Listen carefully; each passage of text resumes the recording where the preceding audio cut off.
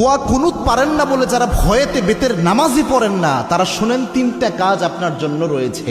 এই তিনটা কাজ করলে বেতের নামাজের পরিপূর্ণ সওয়াব আপনি পেয়ে যাবেন। সুবহানাল্লাহি বিহামদিহি। ইসলাম যে কত সহজভাবে আপনাকে সমাধান দিয়েছে কল্পনা করতে পারবেন না। এই যে বেতের নামাজে যে দোয়া কুনুতটা আমরা পড়ি, এটা কিন্তু অনেকের মুখস্থ হয় না, যার কারণে অনেক বড় দেখে অনেকে বেতের নামাজই পড়ে না যে আমি দোয়া কুনুত পারি না, আমি কি বা পড়বো। অথবা অনেকে এমন রয়েছে বেতের নামাজে দাঁড়িয়ে দোয়া কুনুতের সময় চুপ করে থাকে, একটা শব্দ করে না, এরকম আছে অনেকে। তো এরকম কোনোটাই মাধ্যমেই আপনার কিন্তু দোয়া কুনুতের যে হক এটা আদায় হচ্ছে না। এবং বেতের নামাজ এটা কিন্তু ওয়াজিব একটি নামাজ, এই নামাজকে আপনি ইচ্ছা করে ছেড়ে দিতে পারবেন না, এবং ওয়াজিব সবসময় চাইলে আপনি তরক করতে পারবেন না। এই জন্য বেতের নামাজ গুরুত্বপূর্ণ।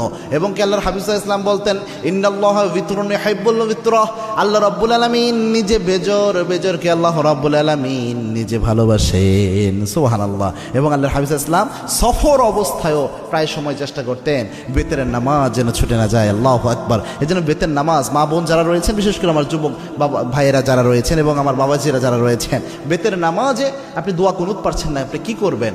প্রথম যদি আপনি দোয়া কুনুত না পারেন তাহলে আপনি যে দোয়াটা পড়বেন, রব্বানা আতিনা ফিদ দুনিয়া হাসানাহ ওয়া ফিল আখিরাতি হাসানাহ ওয়া কিনা আযাবান নার।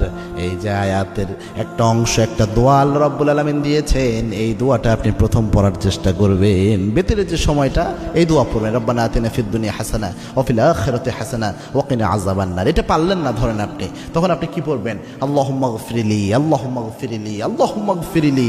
এটা বারবার আপনি পড়তে থাকবেন, তাহলেও দেখবেন ইনশাআল্লাহ বেতরের হক আদায় হবে। 3 নাম্বার হচ্ছে আপনি পড়বেন আস্তাগফিরুল্লাহ, আস্তাগফিরুল্লাহ, আস্তাগফিরুল্লাহ। তিনটার যে কোনো একটা যদি আপনি পড়েন, আশা করা যায় ইনশাআল্লাহ বেতরের হক সাময়িকভাবে আদায় হবে। তবে এটা এই সময় পর্যন্ত, যতদিন পর্যন্ত আপনার মুখস্থ না হয়।